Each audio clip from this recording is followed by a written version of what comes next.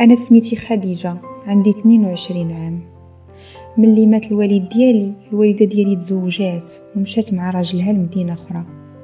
كانوا عندي 2 خوتي ولاد كبر مني، عدنان وإسحاق. عدنان كان خدام في شركة كيزفتو الطريق، كان كيغيب بزاف، ما كيحضر للدار غير مرة في شحال.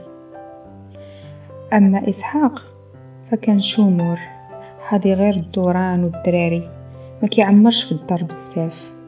كنت اغلب الوقت كنبقى غير بوحدي. الفلوس اللي كان كيصيفط لينا عدنان ما كانتش كتكفينا، الله كنخلصوا بها فلوس الكرا والتقضيه وخلاص الماء والضو. كنت كنحس بالنقص، كنت كنشوف البنات اللي معايا في الفيسبوك والانستغرام والسناب مع العائلات ديالهم وما يخليو فين يمشيو.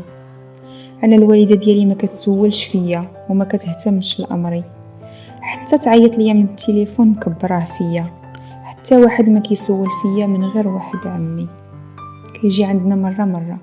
كنت عزيزة عليه وكان كيدور معايا بالفلوس، واخا هكاك شي حاجة قليلة ما كتكفيش. ما كانوش عندي حوايج كيحمروا الوجه، لا سباطة زينة، حتى المواعن اللي عندنا في الدار ما فيهم ما يتشاف، لا فراش زين لا مواعن زوينين. كنت كنشوف الناس كيفاش عايشين، كيلبسوا وكيسافروا وكيديروا ما بغاو وانا لا. كنت كنشكي حالي لشي بنات صحاباتي على هذا الوضع، واني عييت من هاد العيشه. غير الدار، ديما الدار وقله الفلوس. اش من قله الفلوس، ما كنت كنكسب حتى الفرنك.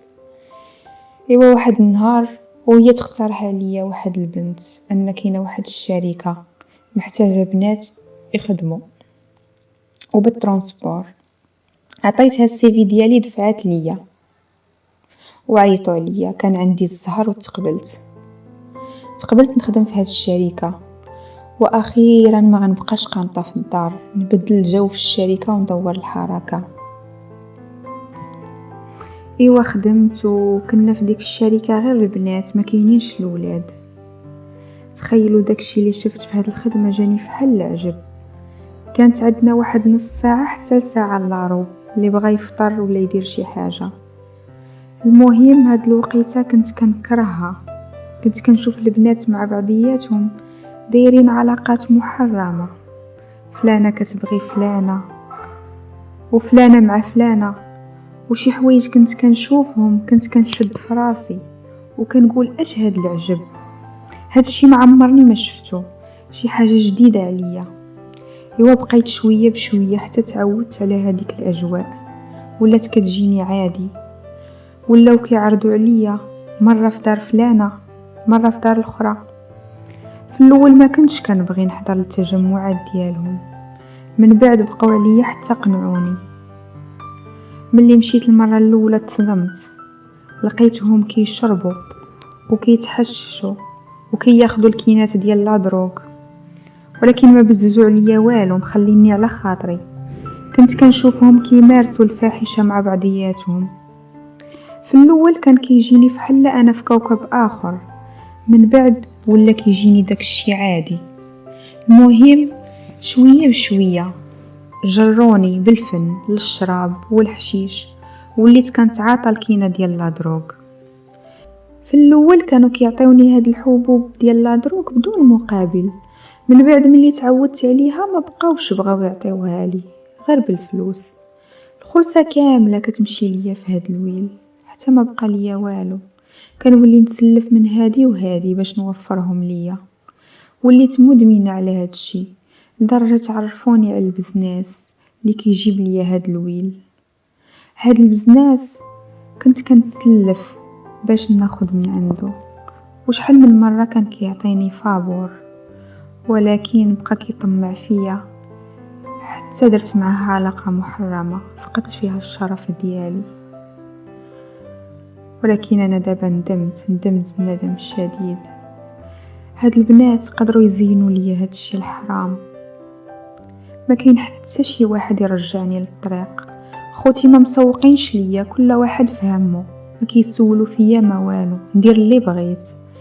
كيسولوا فيا في حاجه وحده غير الا بغاو مني الفلوس. عمي الزيارات ديالو كانت معدودة مرة في شحال.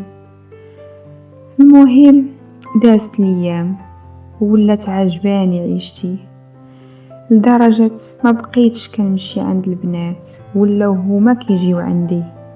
كنعطي خويا اسحاق الفلوس وكنقول له سير سافر مع صحابك.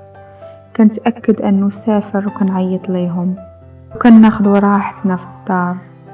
وكاع داكشي الخايب اللي كانوا كيديروه برا جابوه للدار، كل شيء، الشراب، الحشيش، لا دروغ، العلاقات المحرمة. بقينا على هاد الحال كل اسبوع وحنا على نفس الروتين، حتى جا داك النهار اللي ما كنتش عامله له الحساب. الدار اللي كنا كارينها اصلا ما لقاها خويا عدنان غير بالريق الناشف، حتى واحد ما بغى يكري لينا. كيشوفوا جوج خوت وبنت ما كيبغيوش، ما كيتيقوش، باغين عائله تكون كامله من اب وام. وهاد مول الدار بقى خويا كيطلب فيه حتى وافق. المهم مول الدار اللي كاري لينا كان ساكن تحت منا، كان كيشوف البنات اللي كيجيو عندي داخلين خارجين، وحتى البزناس كان كيجي حتى لباب العمارة كيجيب لينا لا دروغ. الصدمة الكبيرة أن مول الدار كان مركب كاميرات وكان كل شي مسجل، حيت شك في أمرنا وبقى كيراقب الدخول والخروج والتحركات ديالنا. وبقى ساكت، بقى ساكت واحد المدة، من بعد طلع ليه الدم وعيط للبوليس، ولكن ما كانش عنده الدليل. البوليس بداو كيراقبوا التحركات ديالي، ومن سوء حظي هذاك النهار المشؤوم كنت باغا لا دروغ سالا ليا، وعيطت للبزناس دار معايا باش يتلاقى معايا. ايوا مشيت لعندو، مجرد ما وقف حدايا ومد ليا داك الويل هو يدور بينا البوليس، دار بينا قدام الناس كاملين. البزناس تصدم وبغى يهرب، زيروه وانا شدوني ما درت حتى شي حركه. بقيت مصدومه ما مستوعباش اشنو وقع. ما كنتش متوقعه ان مول الدار اللي كاري لينا داير كاميرات، ما توقعتش اني نكون مراقبه من طرف البوليس. المهم تشديت وتشدوا حتى البنات اللي كانوا معايا، ومن بعد التحقيقات البوليس اكتشفوا ان البنات اللي كنت كنخرج معاهم كانوا كيديروا حفلات اخرى بنات وولاد، وكانوا كيديروا علاقات محرمه. والصدمه الكبيره ان شي حفلات اللي انا ديجا حضرت ليهم كانوا كيكونوا فيهم بنات وولاد في غرف، وانا كنت بحال الدمدومه ومع لا دروغ ما جايبه للدنيا خبار. استغفلوني في شحال من حاجه وجروني معاهم. كان فيهم اللي مزوجات وكان فيهم اللي مطلقات. عطاوني نعيط لشي واحد من عائلتي، ما قدرت نعيط لحتى شي واحد من خوتي، فكرت غير في عمي. جا مسكين تصدم بداكشي اللي شاف. المهم بعد تعهد خرجت. عمي كنت عزيزة عليه بزاف وعارفني يتيمة وقليلة الحيلة، هو كان رافض من الاول اني نخدم. المهم قال لي ضروري خاصك تزوجي. ما لقيت ما نقول ليه، قلت ليه انا موافقه، اللي بغيتو عمي نديرو، غير خرجني من هاد الورطه، ما بغيتش خوتي يعرفوا شي حاجه.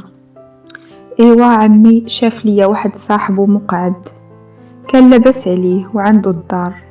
انا في الاول رفضت، قلت من حقي نتزوج بشي واحد صحيح ما فيه حتى شي اعاقه.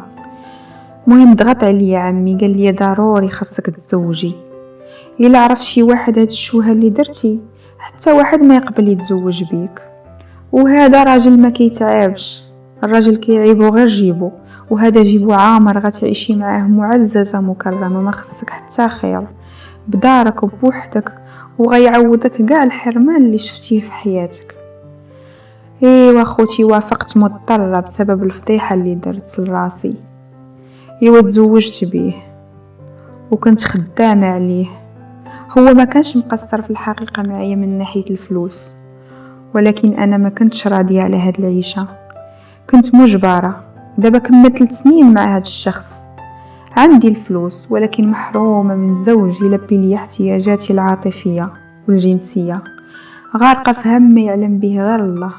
ولكن كنقول الحمد لله أنه سترني من الشوهة اللي دات لراسي. خوتي ما عرفوش وحتى واحد ما عرف. تحرمت من بزاف الحوايج السبب البنات اللي جروني للطريق الغلط.